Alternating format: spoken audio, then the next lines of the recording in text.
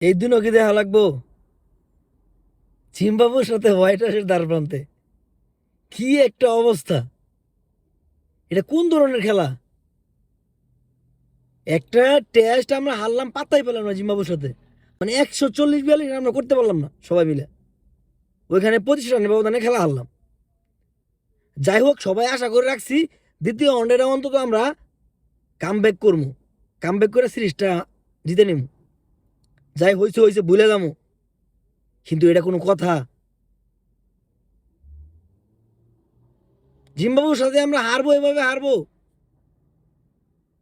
আসলে কি আমরা প্ল্যান করে আসছি যে জিম্বাবুর সাথে আমরা হারবো? এই জিম্বাবু তো পাত্তাই পাওয়ার কথা না, আর আমরা জিম্বাবুর কাছে পাত্তাই পেতেছি না এখন।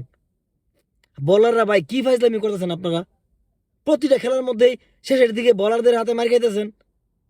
মানে শেষের দিকে পার্টনারশিপ হইতেছে, এই 100 রানের 70 রানের 80 রানের পার্টনারশিপ। টেলেন্ডার ব্যাটসম্যানরা এরকম পার্টনারশিপ করে ফেলতেছে। আর মামা তাসকিন, তোমার কি কমো আর? শুরু তো এত সুন্দর বোলিং করো, শেষের দিকে কি হয় সেটাই বুঝি না।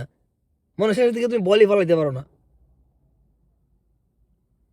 আর ব্যাটসম্যান তানজিদ তামিম আজকে এত সুন্দর একটা শুরু করার পরে, এত সুন্দর একটা রান স্কোর করার পরে একটা ব্যাটসম্যান শুরু করে দিছে, এইখান থেকে তো খেলা বের করা যায় না।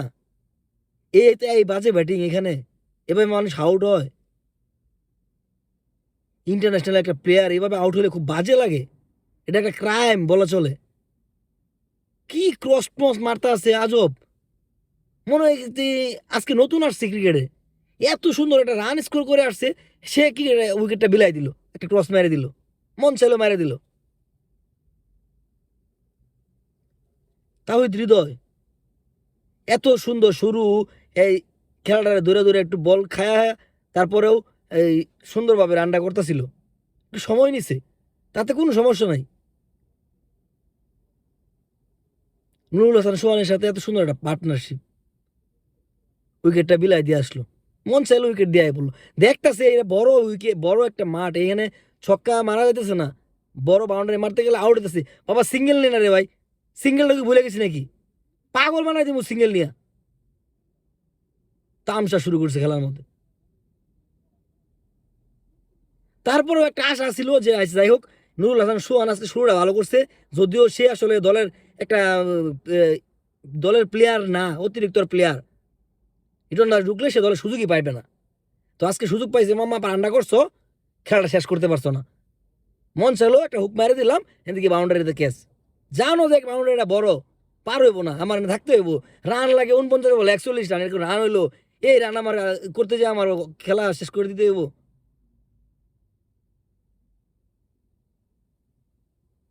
কোনো দায়িত্ব নাই, একের দায়িত্বহীন ব্যাটিং, পুরা নাজেহাল অবস্থা।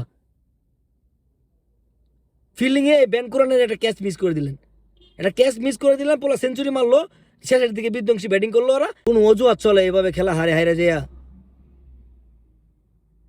ব্যাটিংটা কোনো দায়িত্বহীন ব্যাটিং করতেছে, কি ফিল্ডিং মিস করে সেঞ্চুরি মারতে আছে। মানে মন চাইতেছে যা ইচ্ছে তা করতেছে। ফুটবল খেলা নিয়ে সবাই ব্যস্ত, একটা ওয়ার্ল্ড কাপ চলতেছে, তো আসলে এই সমালোচনার মধ্যে পড়তেছেন না, ঠিক আছে? সাধারণ মানুষ আপনাদের কাছে এই হিসাব চায়, ঠিক আছে? একটু ভালো হয়ে যান, ভালো হয়ে যান। সব খেলা দেখতেও খুবই খুবই বাজে লাগে। যখন ভালো করেন প্রশংসা করি, একটু খারাপ হলেও নিয়েন মাঝে মধ্যে, এগুলা নিয়েন, চাপগুলা নিয়ে একটু ভালো হইয়েন, ভালো করেন।